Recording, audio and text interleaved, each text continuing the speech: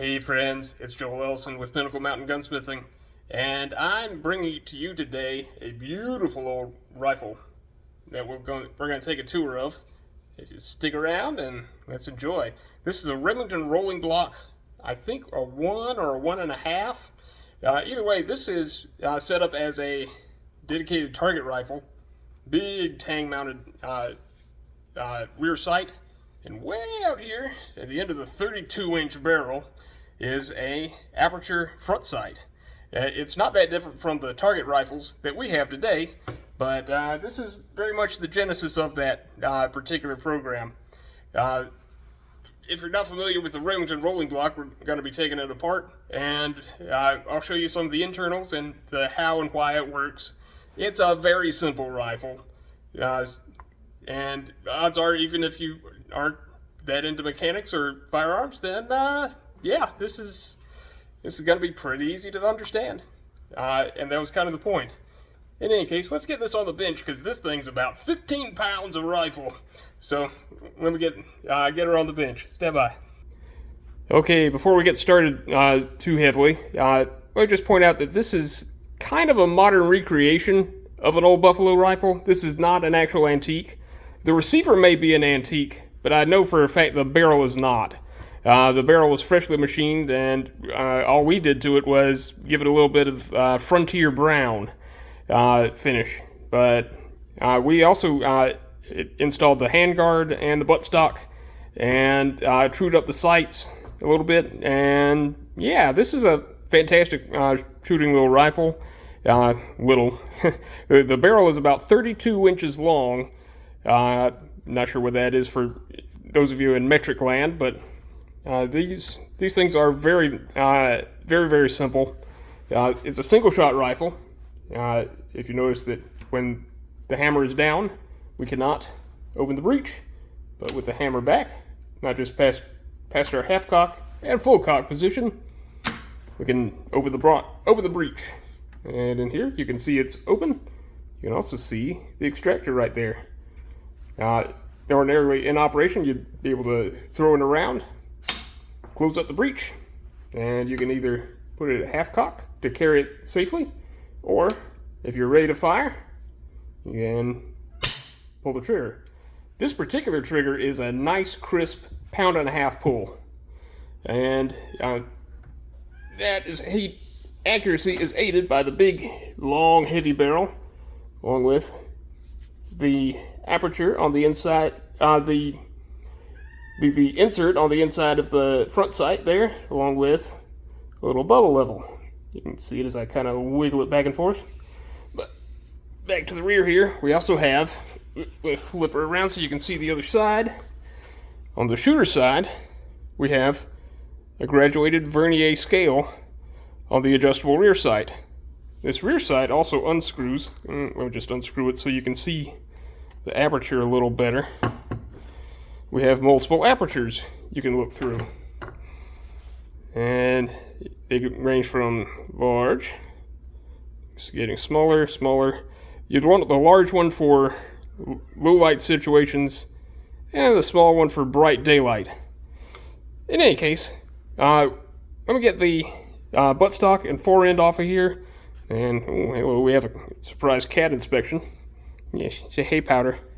Yeah, and we'll go ahead and show you some of the mechanics of this. Stand by. All right, folks, here we are. We're back. Sorry I had to do a bit of work off camera there, but yeah, this particular gun is very tight, especially after we got hold of it. We have 2 screws that we made. I think they fit quite nicely with the aesthetics of this particular rifle. This one holds on the fore end, and this one holds on the buttstock.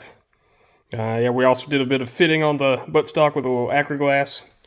It fits quite nicely now. Previously it was very loose. Here we have, also, I've taken the liberty of taking out these 2 screws that were right here, and this is the trigger plate. This is all the springs on this particular gun, with the exception of the spring inside the rear sight there. But yeah, we have a little trigger return spring down there. This big honker is our hammer spring. And that just comes off with just one little screw back here. And it's a big old honking leaf.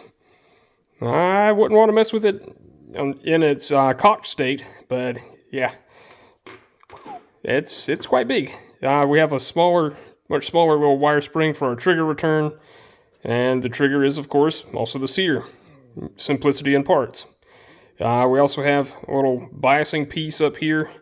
I'm not sure exactly what you'd call that, but it also has its own little small leaf spring. It's attached with the screw right there, and just pinned through the side of the trigger plate here. Yeah, so far so good. All right, let's go ahead and get into the real heart of the system, the rolling block and the hammer. That's just held on with this one screw here with this plate. And we take that small screw off in this plate, and we have these two pins. These pins are relatively easy to get out, especially if we use a punch. Just going to use this little brass punch to drift that out. Sometimes these can get a little bit stiff, but we shouldn't have any problems here today. Alright, let me actually do these off camera, and I'll be right back. Stand by. Hey folks, we're back. And before we go too much further, I did want to show you how the front sight comes apart. Our bubble level just kind of pulls off. It's on a little bit of a dovetail rail right there. And we have our front sight insert right there. The front sight itself is also adjustable for windage. With a little thumb screw right there. And it's a little bit loose in its mount, but we'll fix that before it goes out the door. But yeah, it's adjustable for windage, and so you can zero your rifle to your ammunition and your particular situation. It's a big bore black powder cartridge, so it's big, heavy, moving, slow. The bullet is that way, anyways. And yeah, it's not going to be affected by wind or brush, but you still have to consider your environment. In any case, let's get back to the other end of the rifle, one that I actually consider a little more interesting. We have, let's see if I can block this up. There we go. We have our block itself. This is the breech of the rifle, and we have our pins. Yep, here we go. And I can kind of actually reconstruct the action itself on the outside of the frame, which I think is pretty neat. We have our block, and we have our hammer. And these big honking pins are pretty much what takes all the recoil. This is a big, heavy cartridge in this, but it's really not that bad in terms of recoil, because it's black powder, it's low pressure.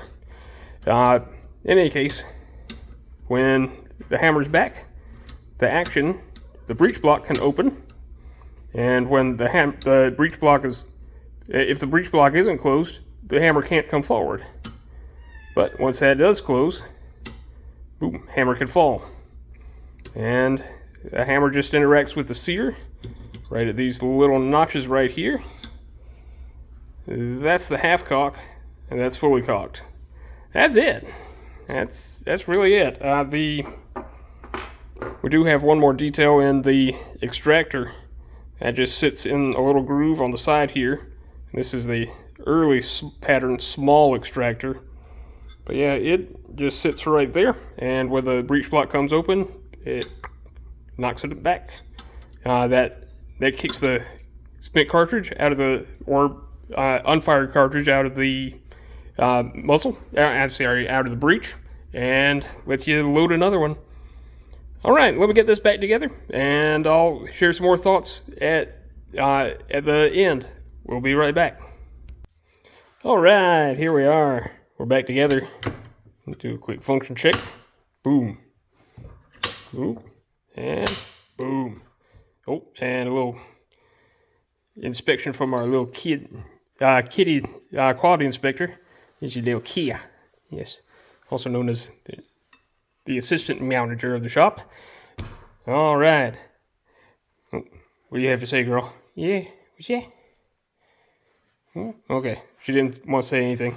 All right. Oh, excuse me, girl. Whoop. There we go. Yeah, that's the, we have it all back together. This is about to go back to the customer.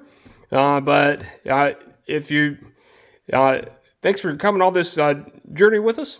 And hopefully we'll see you again next time. Don't forget to do all the good YouTube things. The like, comment, subscribe. Yes, Kia, of course they're coming here to see you. Yes. Yeah. But yeah, we're a gunsmithing shop in Pickens, South Carolina. And thank you for coming along on the journey with us. Thanks to the customer who allowed us to show you some of our work. And hopefully we'll see you again next time. Don't forget to like, comment, and subscribe. And we'll see you. Bye.